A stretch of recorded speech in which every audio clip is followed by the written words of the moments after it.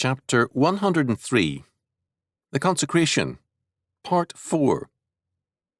Exodus chapter 29, verses 38 to 46. Now this is that which thou shalt offer upon the altar, 2 lambs of the first year, day by day, continually. The one lamb thou shalt offer in the morning, and the other lamb thou shalt offer at even. And with the one lamb 1/10 deal of flour mingled with the 4th part of an hin of beaten oil, and the 4th part of an hin of wine for a drink offering. And the other lamb thou shalt offer at even, and shalt do thereto according to the meat offering of the morning, and according to the drink offering thereof, for a sweet savour, an offering made by fire unto the Lord. This shall be a continual burnt offering throughout your generations, at the door of the tabernacle of the congregation before the Lord, where I will meet you, to speak there unto you. And there I will meet with the children of Israel, and the tabernacle shall be sanctified by my glory. And I will sanctify the tabernacle of the congregation and the altar. I will sanctify also both Aaron and his sons, to minister to me in the priest's office. And I will dwell among the children of Israel, and will be their God. And they shall know that I am the Lord their God, that brought them forth out of the land of Egypt, that I may dwell among them. I am the Lord their God. Exodus chapter 29, verses 38 to 46. In verses 38 to 46, we begin what is called an appendix to the Consecration Directory. It is, however, related to the consecration, even though it speaks of Israel's daily sacrifice, by verses 43 to 46. These latter verses clearly refer to the consecration. The consecration requires a faithful adherence to the correct form of ritual, but a formal correctness, however essential, does not ensure the validity of the consecration before God. It is faithfulness in the daily duties which is here stressed, verses 38 to 42. Men must believe and obey. The priest must be both consecrated and faithful. As James chapter 2 verses 14 to 26 tells us, faith without works is dead. But more is involved here than faith and works, or a true consecration and a faithful service. God sets forth his priority. It is he who will sanctify the altar, the tabernacle, and the priests. The ritual correctness is required, but the validation is God's sovereign act.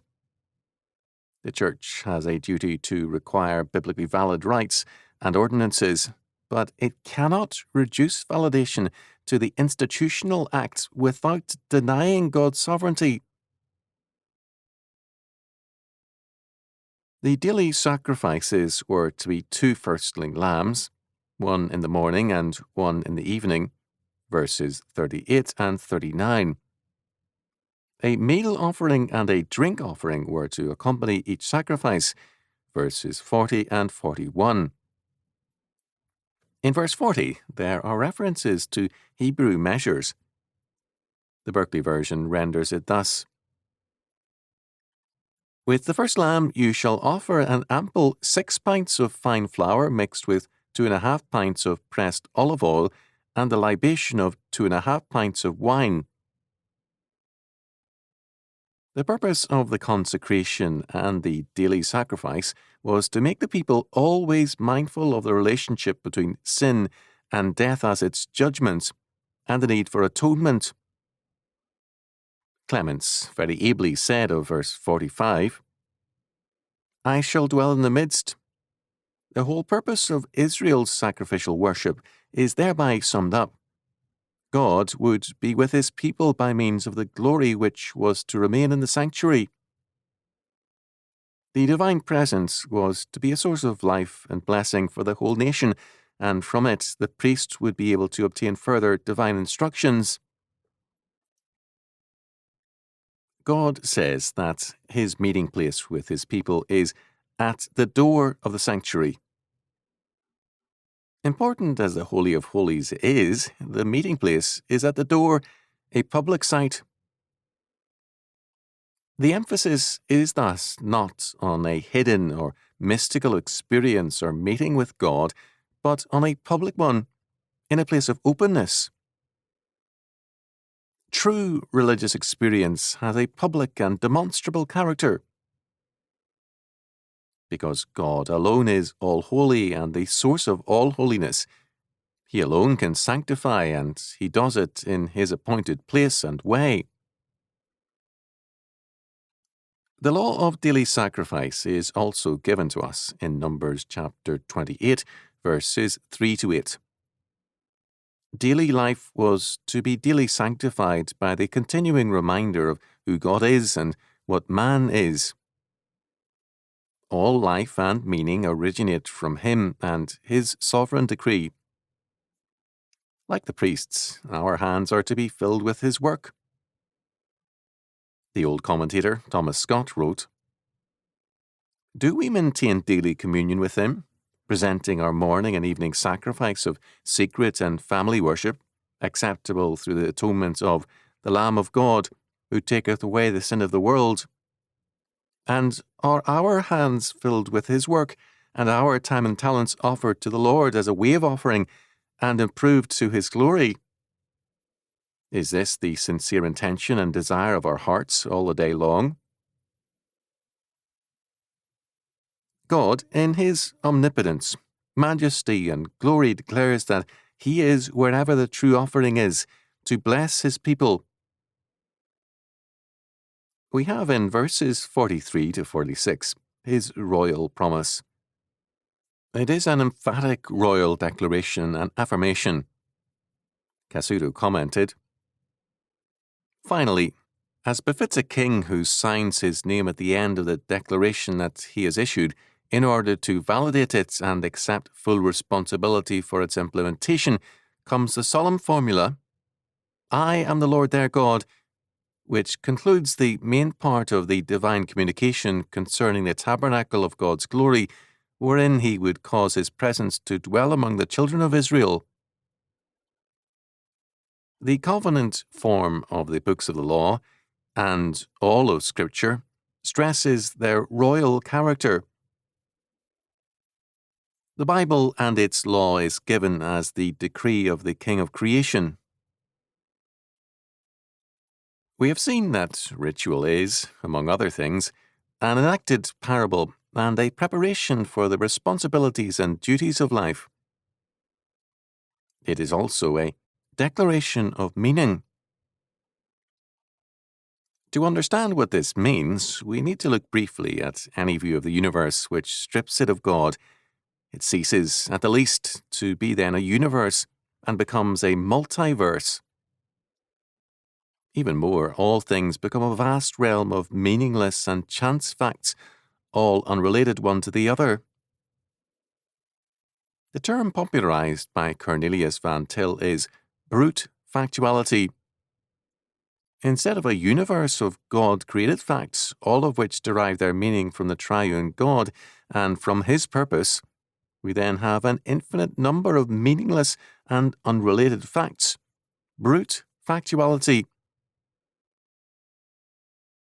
Law, order, and meaning are only possible in terms of God and his creating purpose and decree. As Van Til has stressed, modern science denies God while covertly assuming his existence, because without God as our basic premise or presupposition, we have only brute factuality, meaningless facts which cannot be related one to another and which cannot provide any knowledge because no coherence or relationship can, by definition, exist in a chance universe. Ritual is an assertion of a relationship, a God-ordained one. At the heart of Christian rituals, baptism, communion, worship, weddings, funerals, and more is the spoken word. Speech is the expression of meaning and of relationships, of community and communion. The validity of speech rests on the fact that words are forms of propositional truth. They represent realities, forms, meanings, ideas, and more. They are not meaningless grunts. In a world of brute factuality, words begin to lose their meaning, and communication breaks down. All too many court decisions now manifest this breakdown of meaning. A case decided on by the United States Supreme Court dealt with child pornography. The Ohio man convicted in Ohio of possessing sexually explicit photographs of children being subjected to obscene acts was, according to Justice Brennan, Marshall, and Stevens, the victim of an ostensibly vague law which could convict parents of photographing a baby in the bathtub.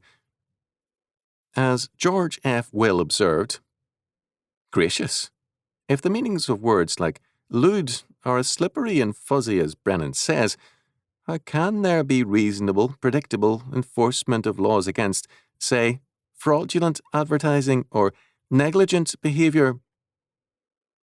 If Americans are, as Brennan evidently thinks, weirdly given to confusing family snapshots with pornography, if Americans are that nonsensical, what hope is there for democracy? The point of the First Amendment, anyways." Such liberals are saved from absurdity by the virtue, in this case, of insincerity.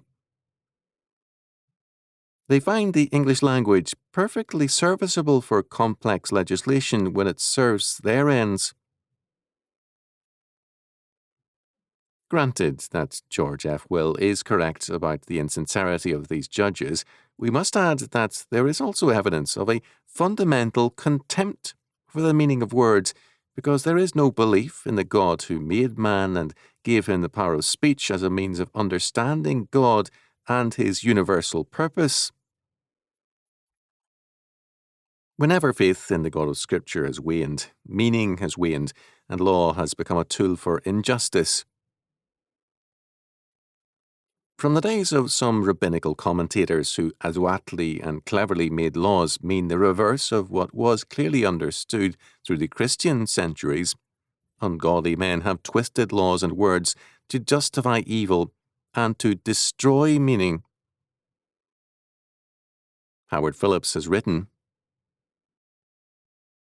according to the New York Times, 4th 19th, 1990, the New Jersey Supreme Court has reversed a death penalty ruling because the prosecution did not prove the defendant intended to kill his victim, though he stabbed her 53 times.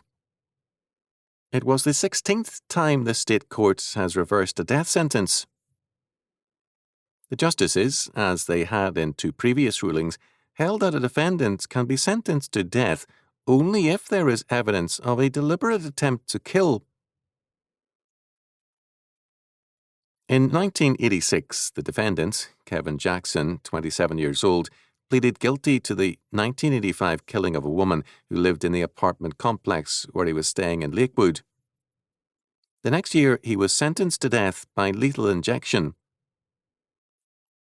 In their appeal to the state's highest court, Mr. Jackson's lawyers said that while he admitted he stabbed the woman, he never acknowledged that he intended to do more than inflict serious injury. Radical reform of our criminal justice is required. Citizens of the community in which a crime is committed should have the right to determine the guilt or innocence of the parties involved, to assess penalties, and to see that those penalties are carried out without external interference. If a resident of your community is murdered, your community must have the power to execute the murderer.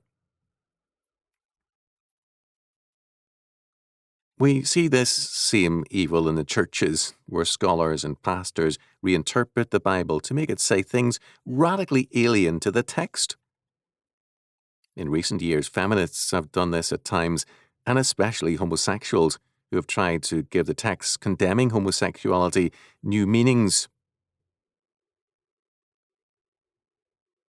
The root of this evil begins with those churches who seek to warp Scripture to suit their ends. If the churches do this, why not the courts? Why not everyone? The result is the breakdown of meaning and of communication. True ritual is an enacted parable, a preparation for life, and a declaration of relationships between our covenant God and His creation and people. It is a mandate for meaning in our lives. Thus, in baptism, we declare that the child given to us by God, or our own lives, belongs to God and must be surrendered to Him. We promise to rear the child as God's possession, or live ourselves as His property. This is the starting point of the meaning of the rite of baptism. If the meaning of a ritual is neglected or perishes, the rite is dead and pointless. Daily, by the rituals of courtesy, we acknowledge that a meaning beyond ourselves governs life. Recently, an incident occurred when a prominent actor appeared at an important gathering in clothes more suited for the beach. He was contemptuous and disgusted that any criticism was levelled against him because, he said, he lived his own life as a free man. His denial of social courtesies of dress and speech was an affirmation of brute factuality. For him, there could be no binding community of meaning, formalities and courtesies, because for him, there is no ultimate realm of meaning that compels all men to submit to the sovereign God. He has scrapped the last relics of ritual courtesies because he alone is good in his thinking, and logically so. No God, no ritual, no community of faith, no respectability, and no meaning